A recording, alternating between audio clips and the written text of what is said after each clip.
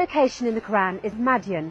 God explains that Moses escaped from the Pharaoh and fled to Madian before he was chosen as a messenger. Moses lived in, worked at, and got married in Madian. God says in the Quran, and to Madian their brother Shoaib. And it is known that the grave and the mountain of Prophet Shoaib is in Yemen.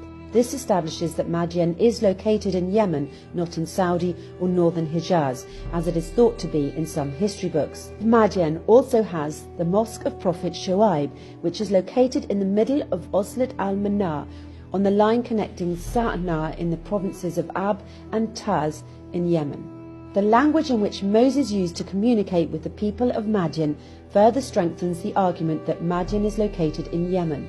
The Quran describes how Moses was able to speak at length with the people of Madian without a translator. Refer to the conversation as cited in the Quran. As soon as Moses reached the well in Madian, exhausted from his journey, he was taken by a scene.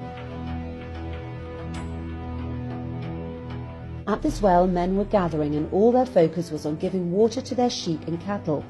Two girls were standing modestly on the side, unable to compete with the men to get water for their sheep. He asked them, as narrated in the Quran, "What's wrong?" In other words, why are you not getting water for your sheep? They replied, "We cannot do so until the men leave, as our father is an old man." In other words, they could not go and fight with the men, so they were waiting. Moses helped them to get water. The Quran says he helped them feeding their cattle and sheep, and then he left to the shadow and said, "O God, I am thankful for all your blessings to me." Then one of the two girls came back to him and asked him to meet her father in order to thank him.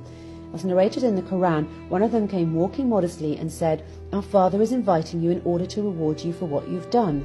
Moses went to meet the girl's father, and he told him the story of his escape from Pharaoh. As he came to the old man, he told him the story. So the old man replied, "Do not worry, you are saved from an oppressive people." The old man asked him to marry one of his daughters and to work with him in farming. "I want you to marry one of my daughters," to the end of the verse. This dialogue shows that the people in northern Sudan, or to be precise in the southern part of Misr before the 1899 borders, the place that Moses used to live in under the rule of the Pharaoh, and the people in Madian, the place that Moses escaped to, spoke the same language. The language they spoke is the southern Arabian language that is known to linguists as the Himyarian language. This southern Arabian language was both the language of Yemen and Abyssinia, and is also referred to as the Ge'ez language. If anything, this explains why Moses fled from northern Sudan to Madian or Yemen, a place which shared a common language. It's important to understand here that the Arabian language can be classified into the southern Arabian language and the northern Arabian language. The southern Arabian language, or the Himyarian language, which belongs to the south, the southern part of Misr like the northern Sudan and Abyssinian highlands, the southern part Arabian peninsula like Yemen, while the northern Arabian language, al-Fusa as the linguists call it, belongs to the northern part of the Arabian Peninsula, which is currently known as Saudi Arabia. Both languages share similar origins, and people speaking either language could perfectly understand one another. Now we agree that Moses was born and raised at the southern part of Misr and spoke the language of its people, the same language the Pharaoh and Israelites spoke. The Quran says, "And we never sent a messenger except by the tongue of his people, so he can illustrate to them the right, so God can guide whom he wants. He is the most wise." If we dig deeper into the origins of the Israelites in Misr, we ought to read the story of Joseph, the son of the prophet Jacob and the father of the Israelites. We all know that Joseph was thrown in the well by his brothers and was brought into Misr as a slave. It is clearly stated in the Quran that the man who bought him from Misr paid in the dirham, the currency used by the people in this part of Misr.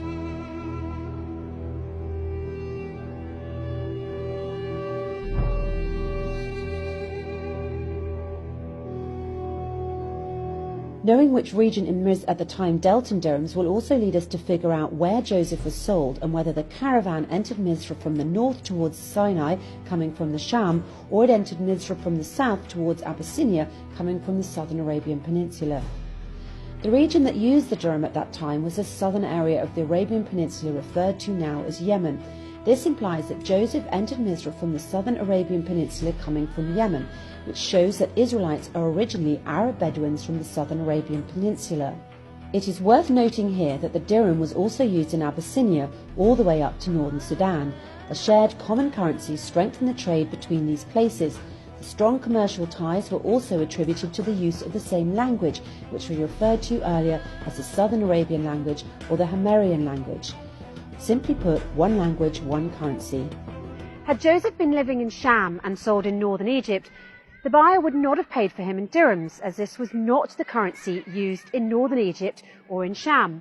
Nevertheless, it is a common misconception that Joseph, his parents and his brothers arrived from Sham to Egypt, indicating that the origins of the Israelites are from Sham. The Quran says on the tongue of Joseph, and he got them from the Bedouin area. It's impossible that the people in Egypt would refer to the people in Sham as Bedouins, because Bedouins were the inhabitants of the Arabian Peninsula at that time. Moreover, immigration of the Bedouins from the southern Arabian Peninsula to the southern part of Misr was a common practice at that time. In fact, a large number of inhabitants of Yemen immigrated to the southern part of Misr, now called North Sudan, through Abyssinia, and settled there in the south after the destruction of Mareb Dam. The connection between Yemen in the southern Arabian Peninsula and Abyssinia is strong and goes back to BC.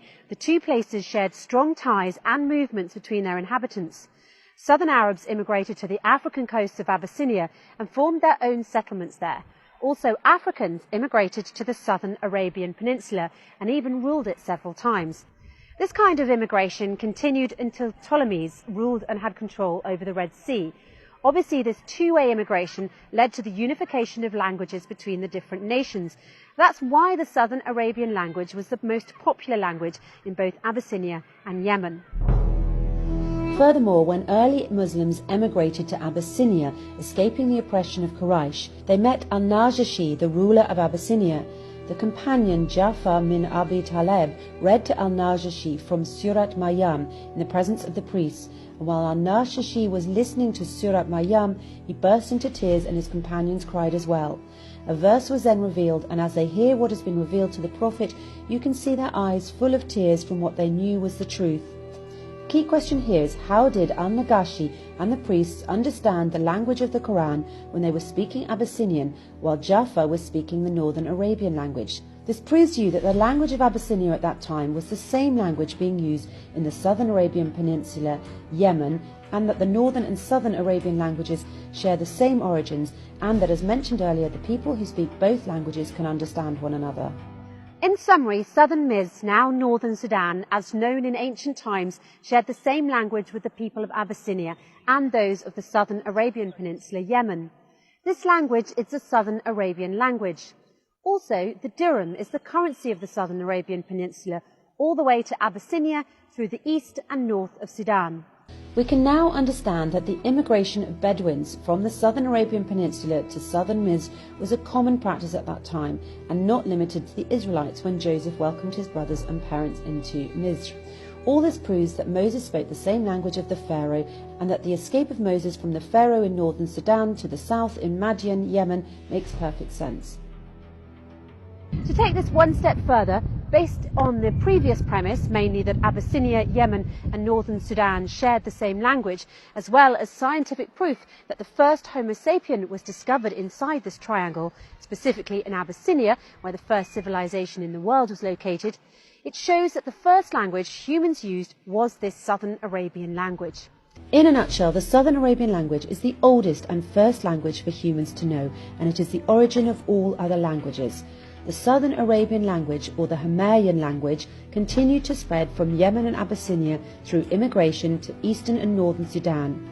And the Ge'ez language, or the Old Southern Arabian language, evolved after this into three sub-languages: the Amharic language, Ethiopian, and the Tigrinya, Eritrea, and Takrate, eastern and northern Sudan. All these languages have significant commonalities and are written using the same alphabet.